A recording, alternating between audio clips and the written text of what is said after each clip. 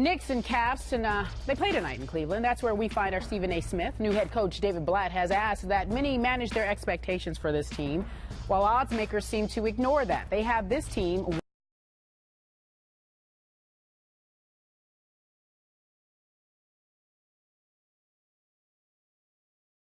winning it all in their first season.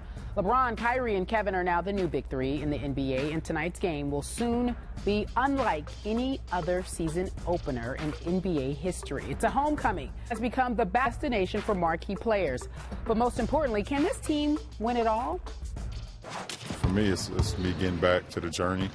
I am going to be extremely excited and happy to be back on this floor.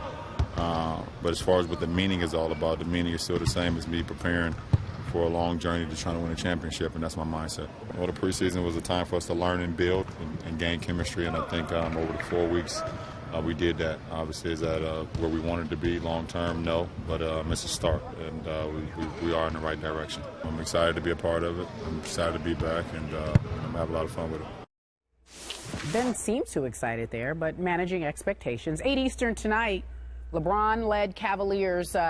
We asked the question, can they win it all with this team in place? Stephen A., you're in Cleveland. It's apropos to ask you this question. Can they win it all with this team? No, they cannot. They could possibly get to the NBA Finals, although I believe Chicago is the team standing in their way, as evidenced by that debacle that took place last night when they stomped the New York Knicks. But that's a story for another segment. But in the end, when we look at the Cleveland Cavaliers, as this roster is presently constructed, I don't think they have all the pieces they need to close the deal and win it all. They'll be one of the top teams in the game. They'll be definitely one of the top 2 teams in the Eastern Conference. They could potentially get to the finals, but they're not beating whoever the representative is out west unless they get 1 or 2 new pieces. They could use an additional big man, big body, and or they could use Ray Allen. Ray Allen comes to this team with Mike Miller already here, with the Kyrie Irving, with the Kevin Love, with the LeBron James.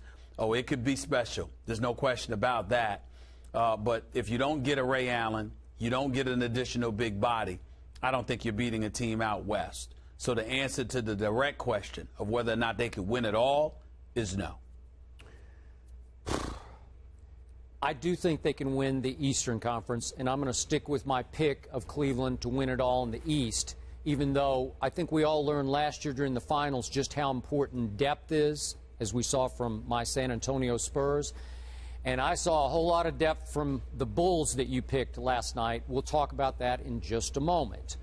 But I like Cleveland's depth. And speaking of depth, of personality, this is what I want to toss back to you, and I respect your insight into this.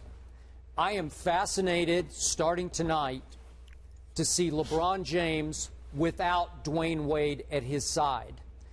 I think you agree with me, and from all the people I know who are around the two of them, that Dwayne Wade was very important in LeBron's growth as a professional basketball player, as not only a big brother, but a mentor. I believe that Dwayne taught LeBron a lot about how to win at the highest level in this league. And yet, in the end, even last year, as they came apart in the finals, I still got the sense that the leader of that team, the biggest force in that locker room, was still Dwayne. And obviously, some of that authority got diminished by his injuries that he kept fighting through. Although I must quickly add, last night, Dwayne Wade, after suffering a little minor injury, like he got kneed in the calf. Yeah, it got twisted. He came back with 5:58 left in the game, and Stephen A., he scored 12 points. Boom, boom, boom, hit 2 threes, and he started to shoot more threes. I thought he deferred a lot of his game to LeBron and others over the last 4 years, and he closed the deal last night in the ways that Dwayne can close the deal. And by the way, you've made a big point about Chris Bosh has got to live up to that max. 26 points and 15 rebounds against a pretty good Washington team was a pretty good start. So it's going to be very interesting to see if the Heat can continue to rise. I think they're going to be a factor. I've got them going all the way to the Eastern Conference Finals. But my point is, How will LeBron be as the alpha dog now in Cleveland? He is obviously the man, the leader back in his hometown with young Kyrie at the point. Will they clash a little bit? Will they have to come to a meeting of the minds as Kyrie has the ball in his hands and maybe wants to take one or two more shots than LeBron thinks he should take? It's going to be fascinating to watch LeBron take what he learned from Dwayne in Miami and see if he can bring it back into play in Cleveland in ways that he couldn't when he was a younger player in his first go-round in Cleveland. Your thoughts on that? Well, first of all, a couple of things. Number one, nobody has any questions about Dwayne Wade outside of his health because we all know what he can do when he's on the floor and he's remotely healthy. Last night was no exception. It was the rule. This is Dwayne Wade that we're talking about here. That's number one. Number two, it was nice to see Chris Bosh live up to expectations because when you get $118 million, you're the number one option. You had better do that. But keep in mind that he was playing against a Washington Wizards team without Nene in the lineup and without Bradley Beal. So let's remember that in terms of that victory and how they performed last night. Number three, the reason why they felt the need to step up and remind everybody of who they are is because they both recognize that some of us may have forgotten because of their willingness to defer to LeBron over the last couple of years. And LeBron James was clearly the leader of the Miami Heat. In Dwayne Wade's case, basically by default because Dwayne Wade was injured and was preoccupied with trying to get himself healthy and ready to play more so than doing anything else. Whereas when LeBron first arrived in Miami, Dwayne Wade was a champion, plus he was an elder statesman, plus LeBron had, a lot of things that he was going through that Dwayne Wade, that big brother, was able to help him through. So because of all of that, Dwayne Wade was that leader at the beginning, but at the last couple of years, it was clearly LeBron's team. And more importantly, LeBron James was clearly the leader, vocal and otherwise. And so I think that when we look at LeBron James with Cleveland right now, he's very comfortable in his own skin. He's returned a champion. All he's looking forward to doing now is giving the city something that it never had. He's no longer chasing something that he never had. And that's the difference. So he's coming with the credentials and the hardware that this city desperately covets, but he's no longer starving for it himself.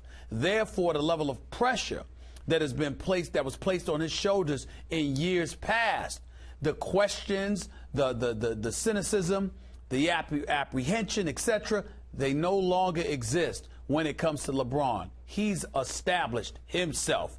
Now it's up to the franchise to do the same, and he's just leading the way. It doesn't mean there's no pressure on him.